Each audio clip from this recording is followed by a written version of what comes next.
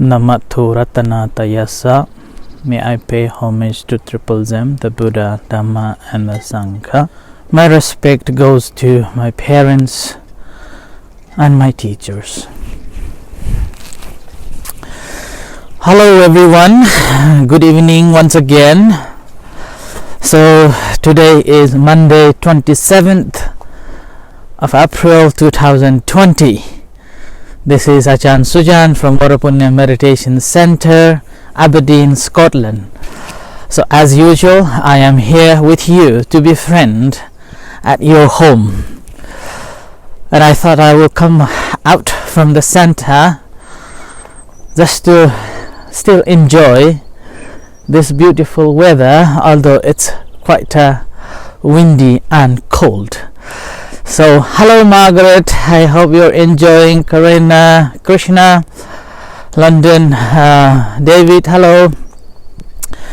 Hello David, thank you for the pop-up. I haven't used it today because there is no rain today, and thought still beautiful, but I'm still shaking even though I'm having like 4 layers and still feeling shaky and cold.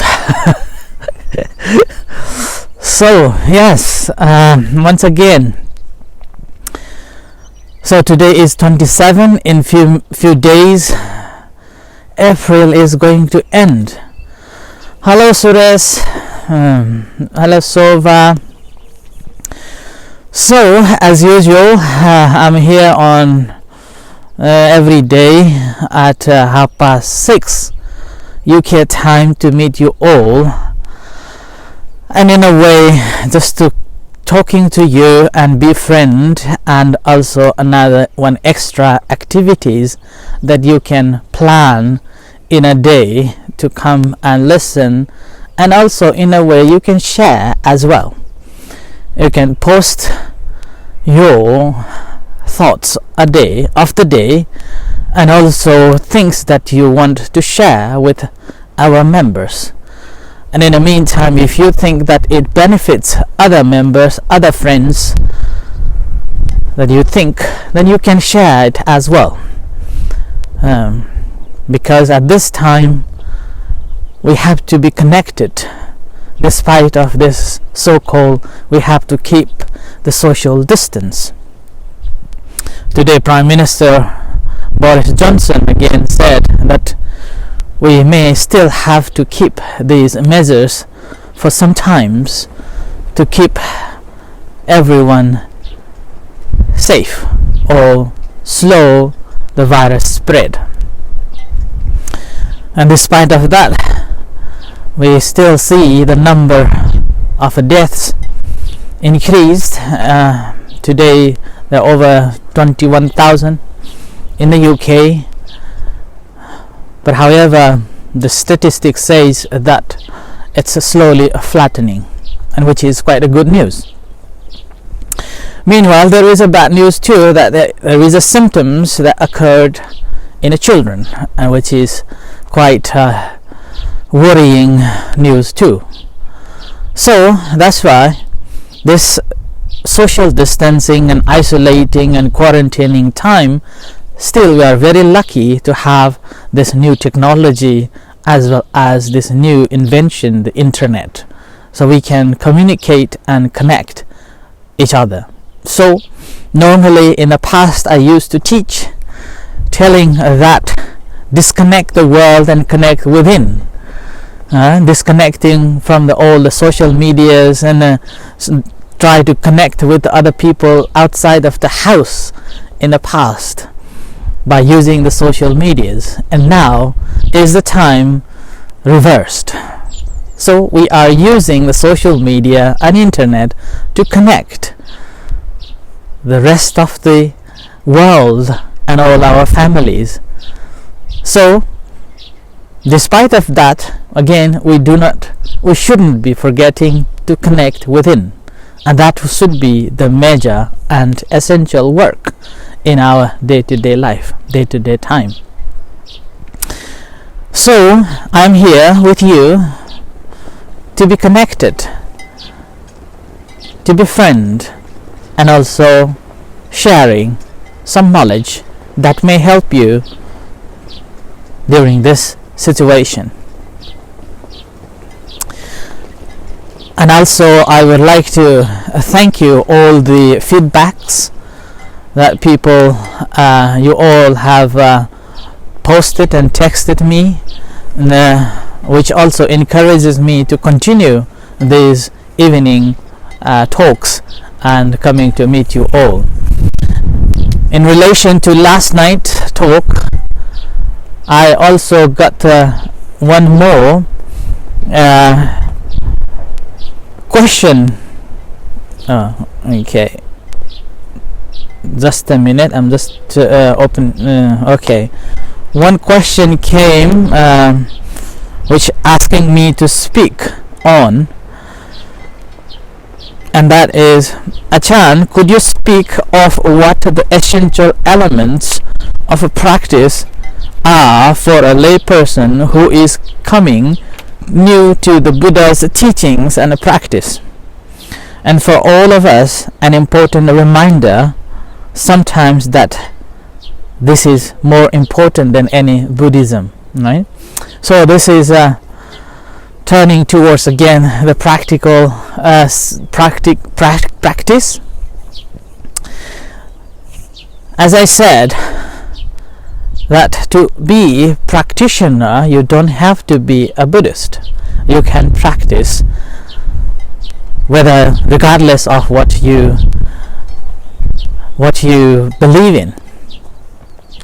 Generally, there are two types of a people, and again, in a broad sense, we can divide like Eastern and Western countries. Eastern countries, most of the Buddhist countries are following Buddhism. They call themselves Buddhists, but how many percent are they practicing real Buddhists teachings in their day-to-day life? And here as well in the West, there are people practicing Buddhism and practicing meditation almost in their daily life, but they do not call themselves as a Buddhist. So, who is a real Buddhist? The difference between these two would be, in Asian countries or Buddhist countries, they are more onto the rituals and some rites and rituals, which is enforcing, which is helping them to closer and learning by action. Whereas in the West, again, heavily onto the wisdom part and a practice, which mostly denies again all the rituals that related to Buddhist practice. So some people even say that the rituals are not that important. The Dhamma is important, the practice is important, but in a way both helps each other to grow. These rituals and etiquettes and the practices, these are simple acts that will teach us how to behave and how to change ourselves towards this practice. So, in order to have the right understanding of these, which one is what, we have to have a right attitude, which is the first principles or first teachings that comes under the eightfold noble path that the Buddha laid out. So the right attitude, again, it's based on how much do we understood. And in order to have a right understanding, first of all, there is very necessary to practice at least of the virtue, or at least of not harming any beings, not taking what is not given, and not having a sexual misconduct, not lying or gossiping, and not taking any alcohol or drugs that clouds our mind. So one who is practicing in ethical way, he or she is entitled to have the wise discussion. And here, wise discussion doesn't mean that we are talking about the airy-fairy and outside world of whether the world is end or not, whether there is how big the world is or something like that. But it's about what is suffering and what is not suffering. So we can go on to this discussion. That's why it's called the wise discussion. And again, in order to have the wise discussion, what we need is a friend, a noble friend. And here, noble friend means a good friend. And here, good friend doesn't mean one who will inspire or encourage or take you to the pubs or do the anakusala or the unwholesome actions. You will have a good friend who will take you, or who will speak you and then take you to do something bad, unwholesome, and that is not beneficial for yourself and then to the community. And that is not what the Kalyana Mitta or the good friend mean. Good friend here means he is able to keep us away from any unwholesome activities and keep us into the right path to find the good path. And with this, we will have a good discussion on the dhammas, on the teachings, on the relevant subjects that helps us to grow in this path. And with that, again, Buddha said that not just that is enough. We have to take it into practice.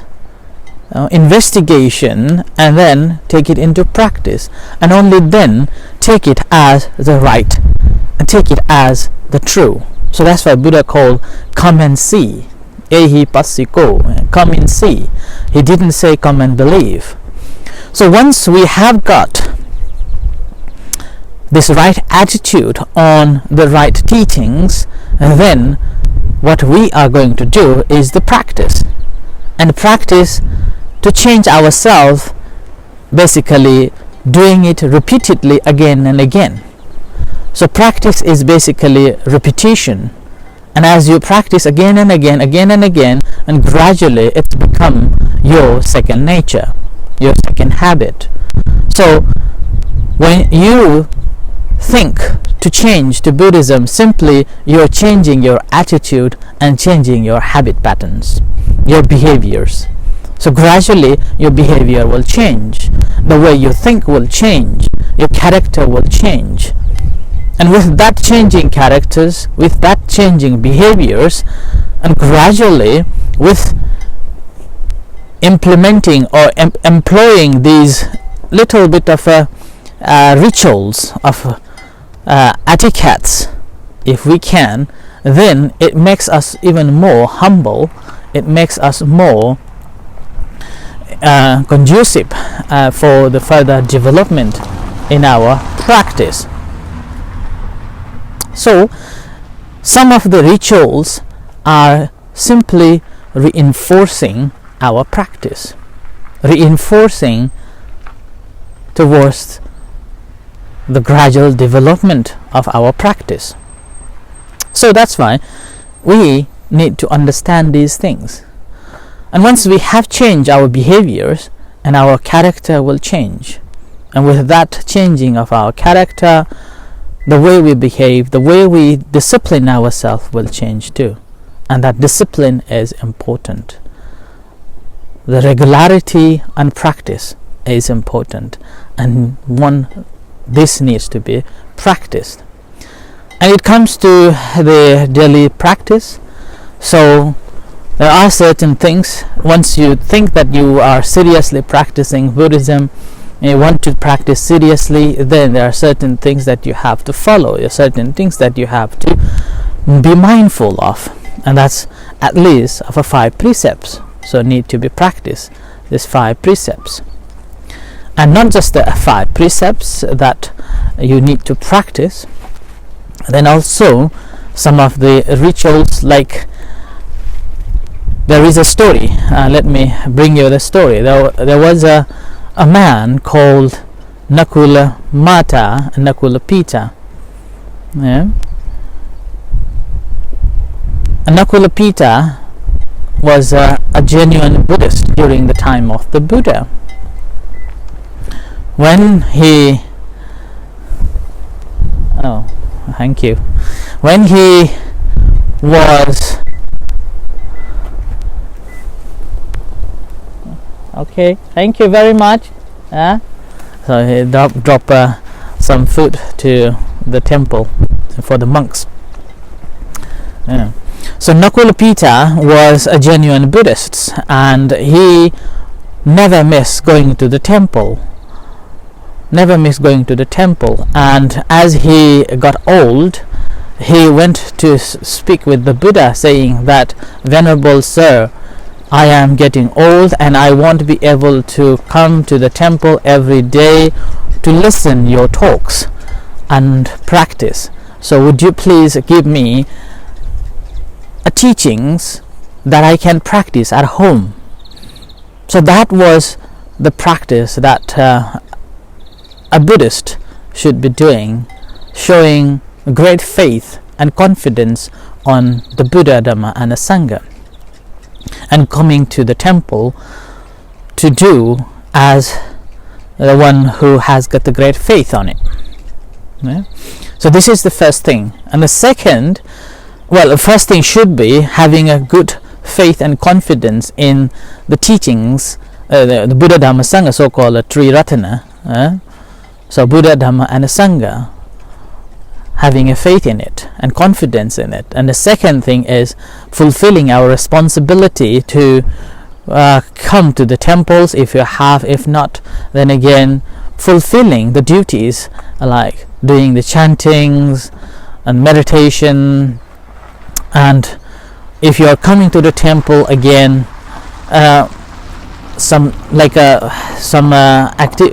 rituals or activities that you should do, like wearing a comfortable but suitable clothes, and taking off your shoes when you go inside the shrines, and when you are talking to the venerable monks, speaking with great respect and not pointing out your legs towards the Buddha and towards the monks if possible, because sometimes it may offend other people. But again, having said that, this is not to all. Like in Sri Lanka, or even our Sri Lankan members, we have a different culture, so that's why it is not as a standard. But if possible, we shouldn't be pointing it at to the monks and the Buddha statue. And then if you're offering anything, then again it should be offered with great respect. And these are some of the simple etiquettes that we should be doing. But on top of that, what is important is the learning to know how to give and learn to know how to share, because Buddha laid the 3 basic principles to practice for the Buddhists, and that is giving a dana, learning to share, and practice of a sila, a morality, and third, the practice of a samadhi, the controlling of our senses or our mind, so-called samadhi, a meditation. Once we have practiced these on in a basic terms, then gradually we are turning towards the real Buddhists. But as I said yesterday, that when we change from one identity to another is simply feeling of inferior by practicing this or that, and if I change to this tradition or that tradition, then I feel more superior, then that shouldn't be a good idea to change. But the changing or accepting or practicing Buddhism should be to cleanse, to purify these attitude of me and my makings. And on top of that, as a Buddhist, what is furthermore important practice is that ability to spend time and study thoroughly, if possible, with the help of the Kalyana Mitta, or the friends who are studying or who knows the teachings. And not only the teachings that we study, but again we have to investigate properly, and after investigated properly in accordance with the scriptures, and only then take it as the truth, and ability to spread, ability to share with other members, other people, those who wish to learn, those who wish to practice. And furthermore, not only teaching and not only the sharing, but also ability to protect, an ability to stand up and saying that this is the right teaching and that is not the right teachings. So this is the qualities. Yeah. And then in terms of the support,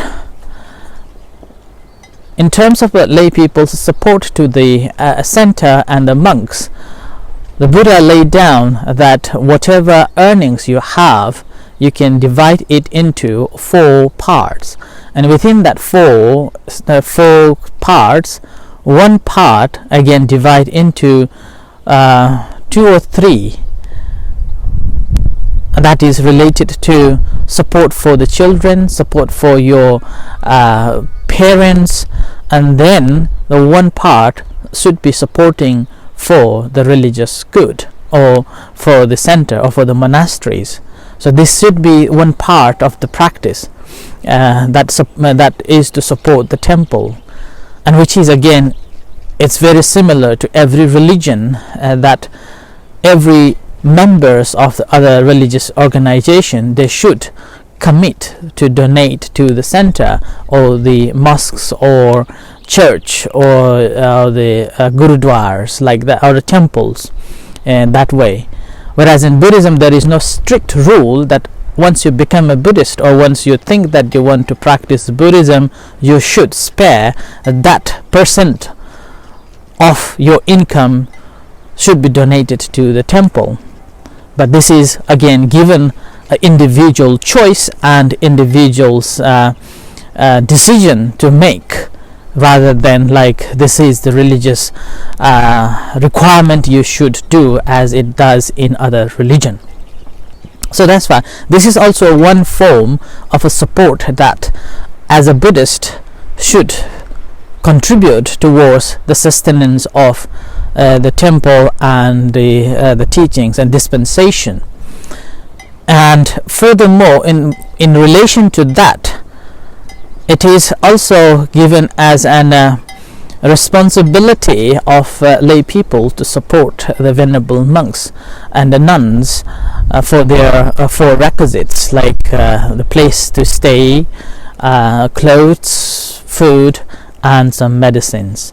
In a basic requirement, basic needs should be supplied and given, and that's why it comes under so-called the dana. Again, in terms of the dana, I will speak in other days, which is very, very quite essential practice to understand a real Buddhism, because I have heard and I have seen lots of people talking about why monks and nuns in Buddhism always talk about giving a dana. Why not talking about practice of a sila, and why not talking about meditation? So when we look at the real Buddha's teachings, and to practice sila and samadhi, we have to understand this giving or the dana quite well. Only then we can practice properly, and we also will understand the real Buddha's teachings when we know the quality and principle of giving dana. So I hope that this question which I was asked, I have elaborated on that topic, which connected from the yesterday's my talk, and I hope that this helps you to understand more as a lay person who is just new in a Buddhism, coming to Buddhist practice. Although, as I said, you don't have to change or convert yourself to be a Buddhist, to be a Buddhist in order to practice Buddhism and Buddhist meditation.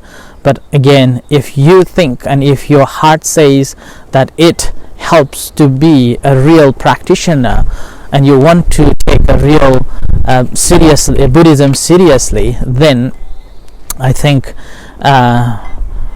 you can go formal acceptance or observation, and then practice of what I have explained in a few things this tonight. So I hope I have covered all the things, teachings, and practice. So I hope I have covered in that. But again, if you think that it's not clear yet, or something need to be added, or something new to be said, you can post, and I will try my best to help it out and reply you as a form of both teaching and also helping you to grow in this path. Ultimately, right, so I recall the Dalai Lama, I think, simply said, no good, not bad. Right, yes, that's true. Thank you for that reflection. Okay, so essentially the important is the practice, and the practice is simply do it again and again, repetition. So Corinne, thanks for your enlightened words. Oh, thank you very much. Thank you for the feedbacks. So yeah, ultimately the important is the practice, and practice comes with the repetition, practicing again and again. That's why there is a so-called 21 days of a practice. Once you are doing continuously every day for 21 days, psychologically our mind will change.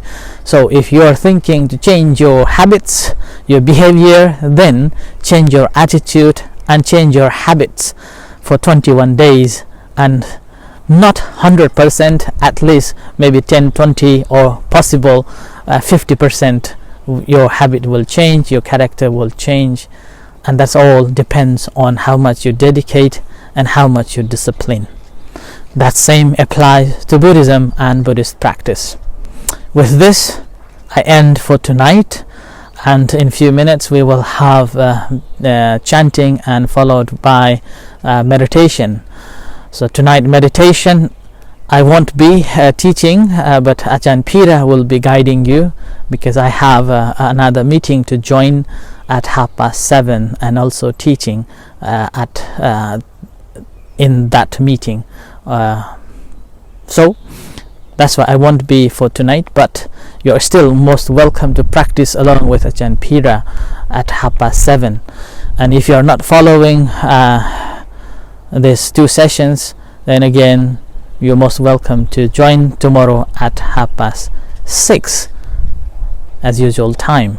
Meanwhile, any feedbacks, any questions, you're most welcome, so I can elaborate on that rather than me talking in different topics. So, and also I would like to extend my appreciation and thanks to all who are supporting to the center and bringing food and medicines and also other items to the center, and all the donations. So thank you very much for listening, and keep tuning in tomorrow at 6:30, or tune in for 7:30 meditation. Okay, may the Buddha bless you. Thank you and good night.